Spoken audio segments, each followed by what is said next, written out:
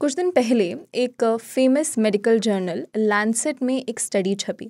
इस स्टडी में बताया गया कि आने वाले कुछ सालों यानी 2050 तक भारत की जनसंख्या में गिरावट देखने के लिए मिल सकती है। इसके कई कारण भी अंडरलाइन किए गए, पर मुख्य कारण बर्थ रेट और महिलाओं के फर्टिलिटी रेट में कमी आना बताया गया। लाजमी बात है कि फली फूली जनसंख्या वाले हमारे भारत देश में जब ये रिपोर्ट आई तो बहुत तरह की चिंताएं, इसके साथ अटकलबाजियां लोगों की शुरू हुई। लेकिन इस रिपोर्ट पर इन डेप्थ बात करने के लिए, इससे जुड़ी जितनी भी अटकलबाजियां कयासबाजियां चल रही है उसको डिबंक करने के लिए आज हमारे साथ स्टूडियो में जुड़ी हैं lieutenant colonel doctor Leena N Shridhar.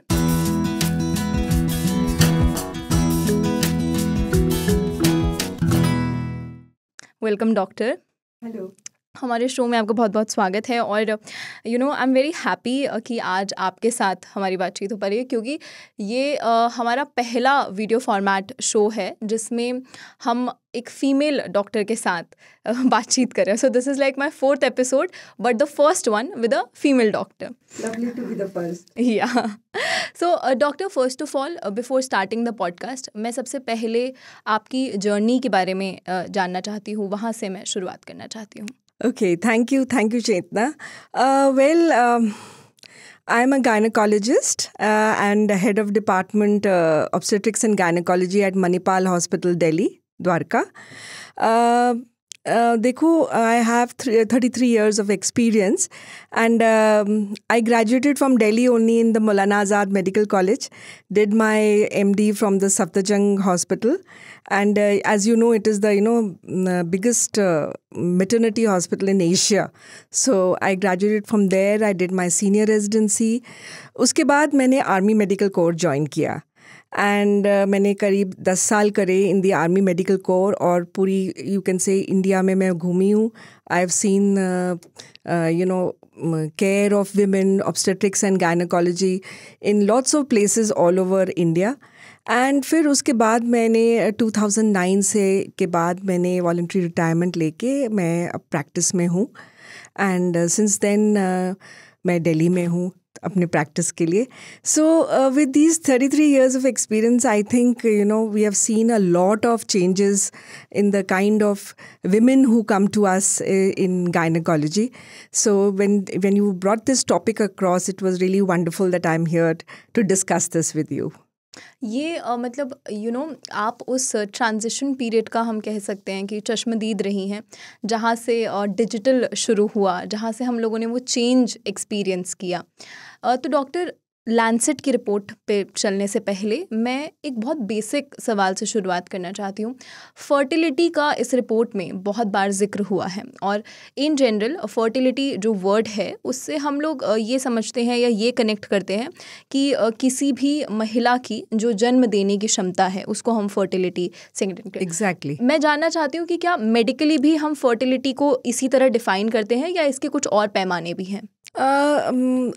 जब हम कहते हैं कि fertility rate is 2, the total fertility rate, इसका मतलब है that 2 children, the average is 2 children to be born to 1 female।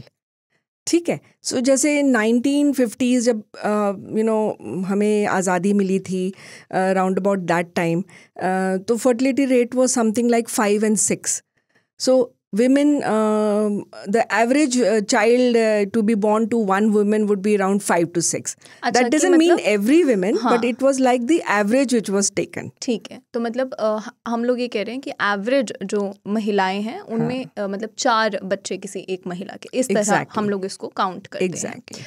और रिपोर्ट के अंदर मैं थोड़ा आपसे समझना चाह रही थी कि हम लोगों ने तो ऊपर सरफेस ये पढ़ा कि जनसंख्या में कमी आएगी, बर्थ रेट में डिक्लाइन हो रहा है, महिलाओं की फर्टिलिटी इसमें कारण भी अंडरलाइन किया गया, क्योंकि आपने इस रिपोर्ट को और थोड़ा मेडिकली टर्म्स को देखते हुए गहन तरीके से समझा है। तो एक बार मैं रिपोर्ट के बारे में जानना चाह रही थी आपसे कि क्या क्या चीज़ें हैं जो इस रिपोर्ट के अंदर अंडरलाइन की गई हैं।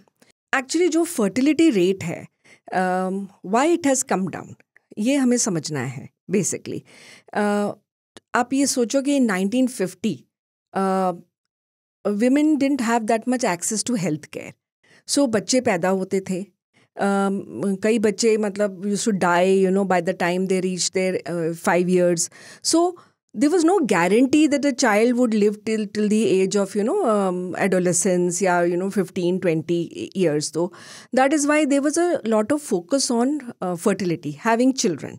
Plus access to birth control was not there, family planning programs were not incentivized, है ना. तो maternal mortality ratio भी होता था, मतलब the very high maternal mortality ratio, लोग like ladies used to die in childbirth, children used to die in the less than the age of 5 from various diseases. So with good government policies, and the fact that institutional delivery का बहुत जोर आने लग गया, states also came forward with their health programs and their policies. So you found that access to healthcare became better. So साथ ही साथ आपको पता ही है कि काफ़ी सारी चेंजेस हमारी लाइफ में आने लग गई over this period of you can say in last 50 years. Women education has improved, women have better access to health care. Ma'am मैं मतलब इसके कारण पे तो हम लोग और डिटेल आगे डिस्कशन करेंगे. इस रिपोर्ट में बार बार 2 टर्म्स का जिक्र किया गया, एक बर्थ रेट और एक टोटल फर्टिलिटी रेट. आपने टोटल फर्टिलिटी रेट को तो स्टार्टिंग में डिफाइन किया. इन दोनों चीज़ों में मैं एक बार फ़र्क समझना चाहती हूँ कि बर्थ रेट में और TFR में क्या अंतर होता है. Okay, so the birth rate is the number of children born per 1,000 woman years, that way.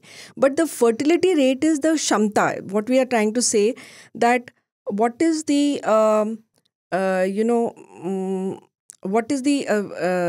ability of a woman to have a child. That means how many number of children can a woman produce. अच्छा. It is that. किसी particular time span में, हाँ, in a particular span of time. अच्छा. So इनका ये कहना है कि while in most of the developed countries, they have reached say a fertility rate of 2.1. जी. है ना. उनका ये मतलब है कि जैसे एक जनरेशन जाता है तो उसके बदले में एक और जनरेशन आएगा जो ना तो बड़ा होगा ना वो कम होगा. मतलब अगर उसमें आप सोच लो कि एक फैमिली में 50 people आर देयर, है ना, और वो पूरा जनरेशन ख़त्म हो जाता है धीरे धीरे, they die. It is replaced by another generation जिसमें भी 50 लोग हैं, है ना ज़्यादा ना कम. तो वो होता है जब हम 2 या 2.1 तक पहुंचते हैं. पर जो ये लैंसेट स्टडी ने अभी जो बोला है, खैर ये अभी नहीं होने वाला, बट ये इनका प्रिडिक्शन है कि अगले maybe couple of decades, 3 decades, 4 decades, मतलब इनका कहना है कि we are going to reach a level of 1.29 which is less than जो कहते हैं रिप्लेसमेंट फर्टिलिटी रेट. मतलब एक जनरेशन का जो नेक्स्ट जनरेशन आएगा वो उस जनरेशन से भी कम होगा. मतलब इस तरह समझा जा सकता है कि अगर मुझसे पहले वाली जनरेशन में 50 यंग लोगों की संख्या है, इसकी अगली जनरेशन में वो संख्या घटकर 20 हो जा रही है. Exactly. This is the crux of the matter. हम लोग सोशो इकोनॉमिक चीज़ों पे तो डिस्कशन करते हैं, लेकिन मैं मेडिकली पहले समझना चाहती हूँ कि क्या रीज़न है ये जो बर्थ रेट, क्योंकि आप इन केसेस से रेगुलर डील करते हैं, क्या कारण आपको समझ आते हैं? क्या ऐसे फिज़िकल चेंजेस हो रहे हैं या लाइफस्टाइल चेंजेस हम कह सकते हैं? क्या वो बायोलॉजिकल मेडिकल रीजंस हैं जिसके कारण ये फर्टिलिटी रेट में डिक्लाइन देखने के लिए मिल रहा है? See, it is very clear that now women have better access to health care. जोर ज़्यादा एजुकेशन के ऊपर आ रहा है. अभी भी हम जो देखते हैं, even from the middle class families who come, and कई बार ऐसे हुआ है, I have seen, it's the focus is never on marriage. तो I am getting a lot of patients, young girls who are coming, and मतलब they are 33, 34 and still वो अपने you can say economic independence, वो अपना career पे focus करना चाहती हैं. They don't want to get married. Number 1 we are seeing that happening it's very common now. जैसे वो कहते थे ना कि एक बायोलॉजिकल क्लॉक है, after the age of 30 it's difficult for you to conceive. वो सब जो हमें सिखाया जाता था जब मैंने यू कैन से पोस्ट ग्रेजुएशन करा था वे बैक इन 1992. अभी जिसको हम कहते थे elderly primi, the word elderly primi होता है जो फर्स्ट टाइम प्रेगनेंसी कर रही है और उसकी as is more than 35, you know. अच्छा, उसको elderly primary कहते थे. हाँ. And हमारे लिए as a gynecologist एक तरह से warning sign था कि you know इसको ज़्यादा chances हैं, इसका blood pressure बढ़ेगा, इसको sugar होगी, you know she can have other problems, है ना. मतलब सारे जो pregnancy के जो complications होते हैं वो थोड़ी सी ज़्यादा देखे जाते हैं, है ना.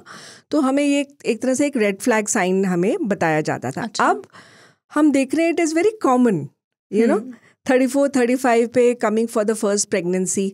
सो we are not that much alarmed because the social structure has become like that you are seeing patients coming for the first pregnancy at that point of time. But इसका मतलब नहीं है कि प्रॉब्लम्स घटी हैं, प्रॉब्लम्स तो अभी भी हैं. Because maybe, you know, with the changing lifestyle, our sedentary habit, ज़्यादा incidence of, you know, PCOS, polycystic ovaries, blood pressure, diabetes, ये बहुत clear है कि जितना आप बड़े होते जा रहे हो, उतनी जल्दी आपकी जो हेरिडिटरी प्रॉब्लम्स या जो जेनेटिक प्रॉब्लम्स हैं वो आपके साथ कैचअप करेंगी. एंड एट दैट लेवल आप एक बेबी प्लान कर रहे हो तो it is very common and it is understood that the complications are likely to be more. Doctor, अब मैं थोड़ा सा मतलब इसको मेडिकली, क्योंकि महिलाओं को अक्सर ये जब वो 30 की उम्र पार कर लेती है तो अगेन वही बायोलॉजिकल क्लॉक वाला टिक टिक दिमाग में चल रहा होता है कि वो चाहती भी हैं कि वो बच्चे को जन्म दे, लेकिन वो ये भी नहीं चाहती कि वो बहुत जल्दी रश करें. क्योंकि अब ऐसा भी है ना कि आप करियर ग्रोथ के हिसाब से अपनी लाइफ, अपनी फैमिली प्लानिंग करना चाहते हैं. ऐसे में महिलाओं के लिए स्पेसिफिकली वो ऐसे क्या स्टेप्स ले सकती हैं जिसके थ्रू वो अपनी फ्यूचर जो फैमिली प्लानिंग है उसको स्मूथ कर सके, वो बीमारियों वगैरह से थोड़ा उसको बचा सके? क्या ऑप्शंस हैं? सो वन इज़ कि एक बेसिक हेल्थ चेक ज़रूर कराना चाहिए, एक annual health check, no matter what. In fact मैं आई टेल माई पेशेंट्स कि अपना जो बर्थडे होता है, you know, you gift yourself और you get lot of gifts from people and you spend so much on that. So go for an annual health checkup.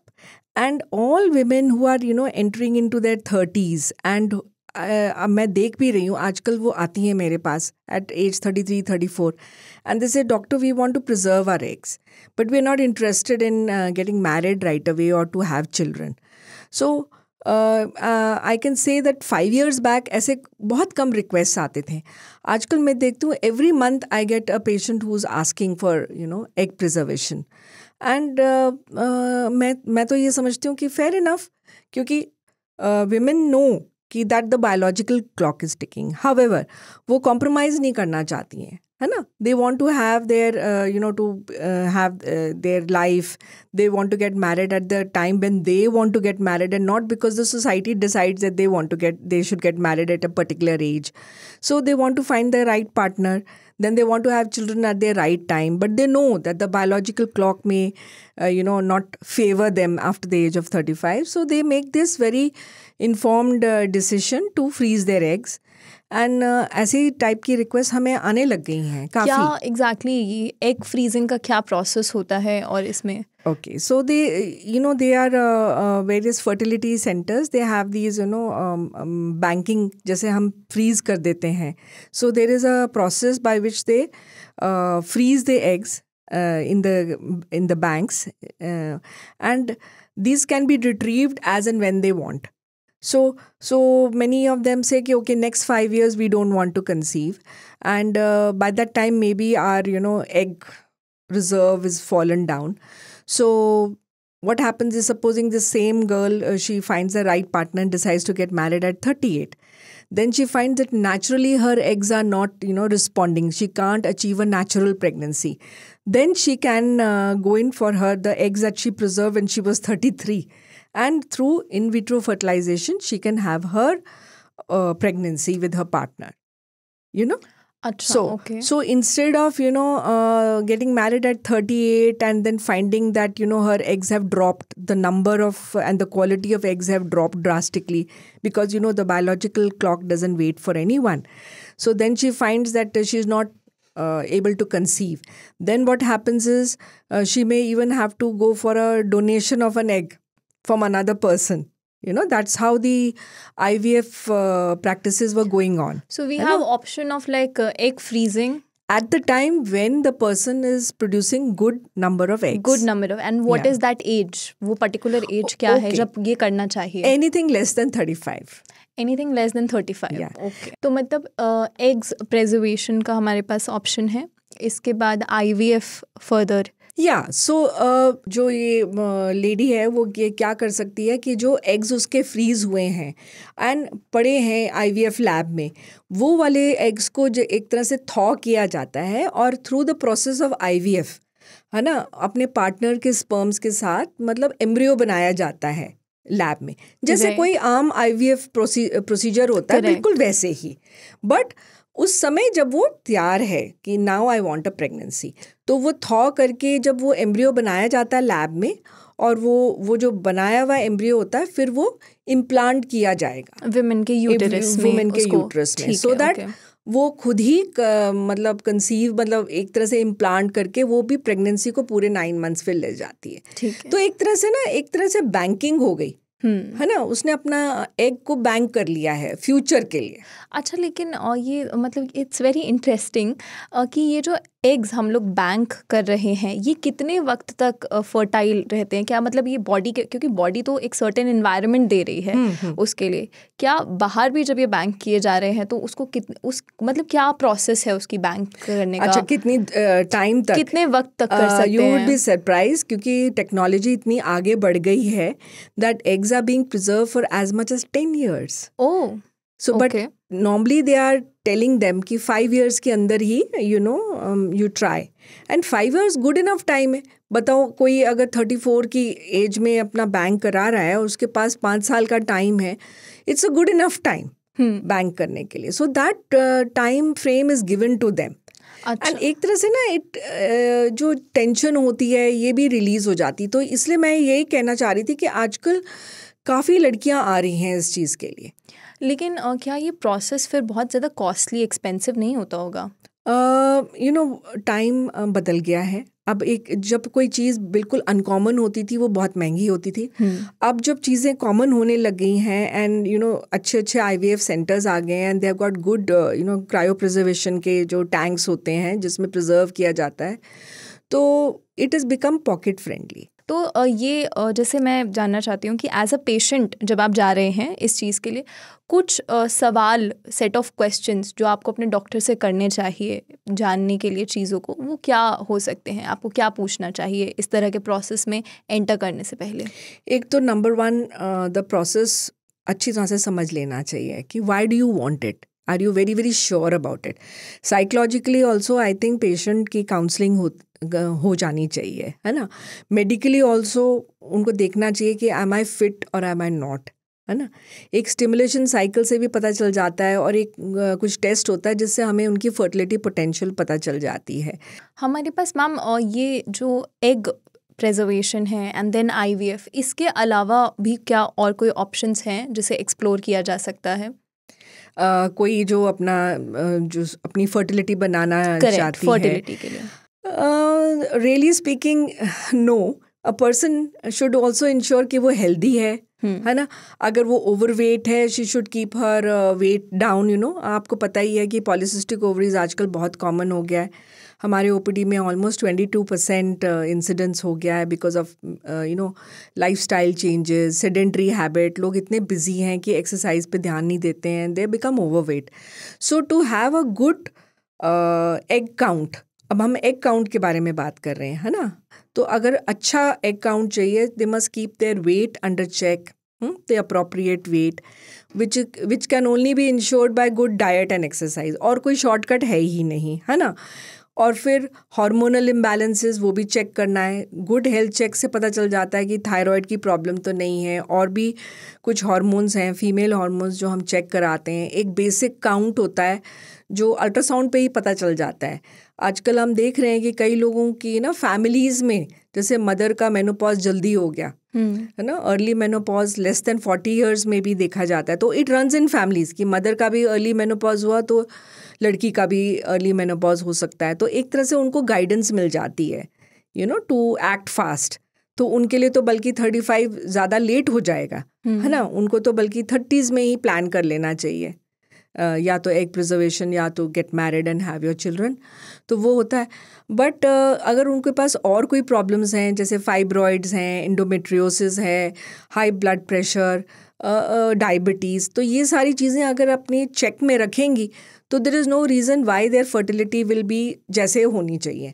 ये आप हमें समझ लेना चाहिए कि जो एग काउंट है वो एक तरह से we are born with it, हमें जन्म से ही मिला है अपने माँ से।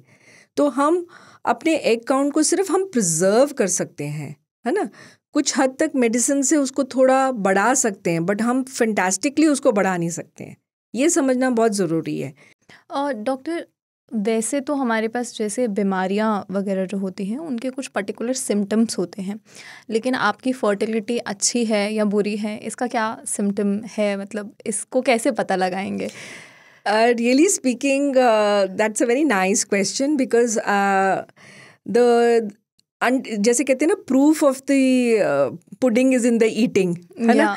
जब तक वो लेडी प्रेग्नेंट नहीं हो जाती है, हम रियली नहीं कह सकते कि इसकी फर्टिलिटी अच्छी है या नहीं है, यू नो, ठीक ठीक है।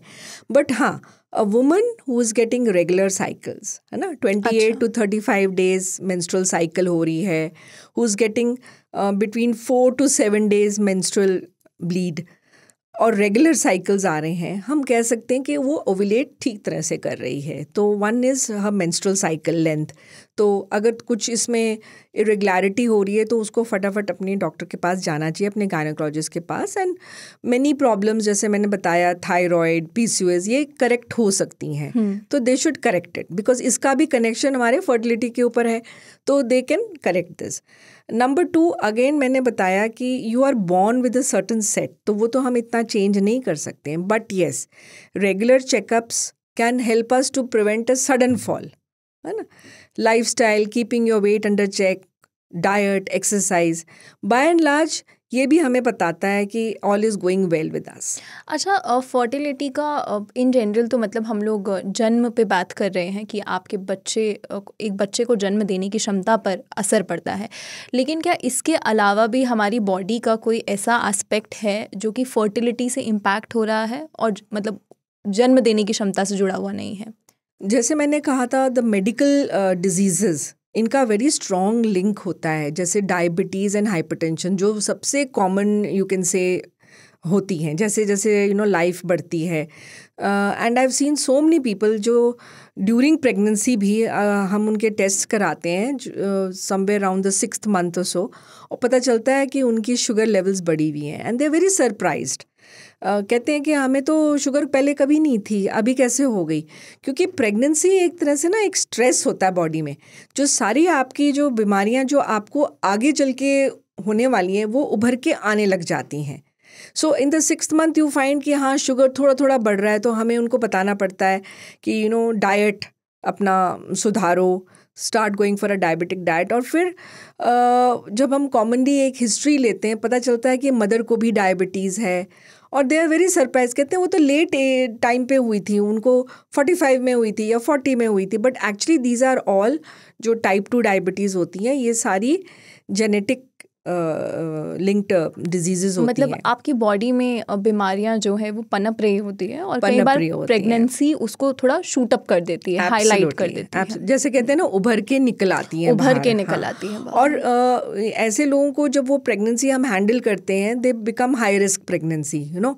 और डिलीवरी के बाद वो देखते हैं कि शुगर एकदम नॉर्मल हो जाती है, तो अक्सर ये क्वेश्चन पूछा जाता है कि अब हम सब कुछ खा लें, तो हम बोलते हैं ठीक है आप खा लो, बट एक एनुअल हेल्थ चेक ज़रूर कराते रहना, बिकॉज जैसे जैसे लाइफ बढ़ती है और आपकी उम्र भी बढ़ती चले जाती है, you may be a candidate for diabetes in the future. और ये you know specially I think important है, क्योंकि in India we have a lot of diabetics. Doctor, अब मैं इस पॉडकास्ट को, हम लोग इस एपिसोड को थोड़ा सम अप करते हैं। कोई ऐसा लास्ट टिप या कोई एक ऐसी बात जो कि आप मैसेज देना चाहती हैं out there to all the women, men? Okay, that is a nice thing. Number one, let's not get so alarmed by this Lancet study. We are a wonderful country. I just want to tell the younger generation कि ठीक है, you must keep your education, you must strive for your career. जितना पढ़ना है पढ़िएगा, जितना काम करना है करिएगा. Keep your definitely your career is very important. I am not saying कि मैं ये देखती हूँ कि प्रेगनेंसी हो गई तो अच्छा हम घर पे बैठ जाएं, ऐसा बिल्कुल नहीं है. Be active, but don't forget, biological clock is ticking, and I would want everyone to have a natural pregnancy. तो कहीं ना कहीं आपको एक बैलेंस बनाना अपनी लाइफ में. Thank you so much, Doctor. This was really a very enriching discussion. I think ये पहली दफ़ा है जब हम लोगों ने ना सिर्फ मेडिकली चीज़ों को एक्सप्लोर किया, बट उसके सोशल इकोनॉमिक एस्पेक्ट्स भी हम लोग आपसे सीख पाए, समझ पाए. Thank you so much everyone for staying connected with us till the very and. अगर इस पॉडकास्ट से जुड़ा आपका कोई भी फीडबैक है तो आप हमें लिख के भेज सकते हैं radio@aajtak.com पर. अगले हफ्ते फिर से मुलाकात होगी हेलो डॉक्टर में किसी और टॉपिक के साथ. नमस्कार.